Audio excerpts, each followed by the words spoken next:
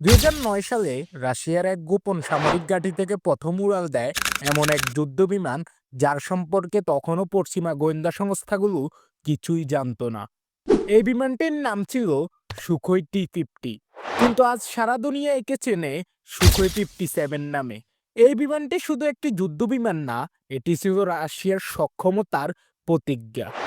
NATO জোটের চোখে চোখ রেখে মোকাবেলা করার চ্যালেঞ্জ আমরাও পারি তোমাদের মতোই ভয়ঙ্কর হতে। কিন্তু প্রশ্ন হলো, সুখোই 57 কি সত্যি F-22 র্যাপটর বা F-35 এর মতো স্টিলথ কিংবদন্তিদের সমকক্ষ, নাকি এ এক ব্যর্থ উচ্চাকাঙ্ক্ষার গল্প? কোল্ড ওয়ারের শেষের দিকে আমেরিকার F-22 প্রজেক্ট শুরু হতেই রাশিয়ায় আতঙ্ক ছড়িয়ে পড়ে। রাশিয়ার মিগ-29 আর সুখোই 27 তখন পুরনো হয়ে গেছে। রাশিয়ার প্রতিরক্ষা বিশেষজ্ঞরা বুঝে, যদি তারা আধুনিক স্টিলথ যুদ্ধবিমান বানাতে না পারে, তবে আকাশ যুদ্ধে তারা আমেরিকার কাছে সব সময় পিছিয়ে থাকবে। এই চাপ থেকেই জন্ম নেয় এফএ প্রজেক্ট। আর এখানেই আসে সুখোই ডিজাইন ব্যুরো, যারা শুরু করে এক অদৃশ্য দৈত্য তৈরির কাজ। অর্থনৈতিক অবস্থা খারাপ ও প্রযুক্তি ঘাটতি থাকলেও তারা তাদের কাজ সম্পূর্ণরূপে চালিয়ে যায়।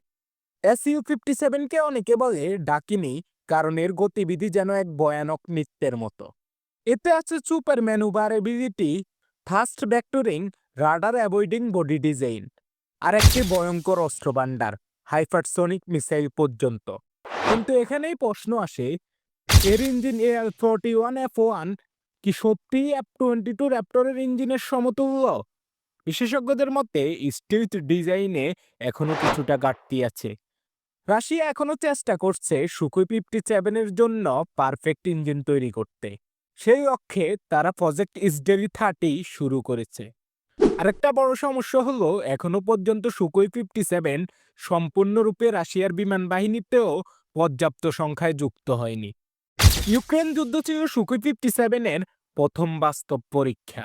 রাশিয়া দাবি করেছে সুখোই 57 ব্যবহার করে তারা ইউক্রেনে বহু সামরিক স্থাপনায় নির্ভুল আক্রমণ চালিয়েছে।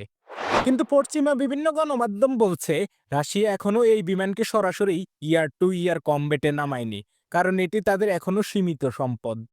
এই বিমানের প্রতি আগ্রহ দেখিয়েছে আলজেরিয়া, ভিয়েতনাম, এমনকি ইরান পর্যন্ত। কিন্তু সবচেয়ে বড় ধাক্কা আসে যখন ভারত পাক এফএ প্রজেক্ট থেকে বের হয়ে যায়। কিন্তু কেন? ভারতের দাবি সুখোই 57 এখনো সম্পূর্ণ স্টিলথ নয়, এবং এটি তেমন নিখুঁত প্রযুক্তি দিতে পারবে না যা 2050-এর যুদ্ধ আকাশে টিকে থাকতে সাহায্য করবে। সুখোই 57 কি সত্যি রাশিয়ার যুদ্ধ আকাশে গর্বের প্রতীক, নাকি এক অনন্ত পরীক্ষায় আটকে থাকা অসমাপ্ত স্বপ্ন?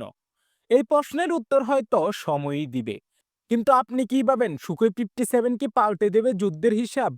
কমেন্টে জানিয়ে দিন, কারণ আগামীর যুদ্ধ শুধু আকাশে নয়, তথ্যের মেঘেও শুরু হয়ে গেছে।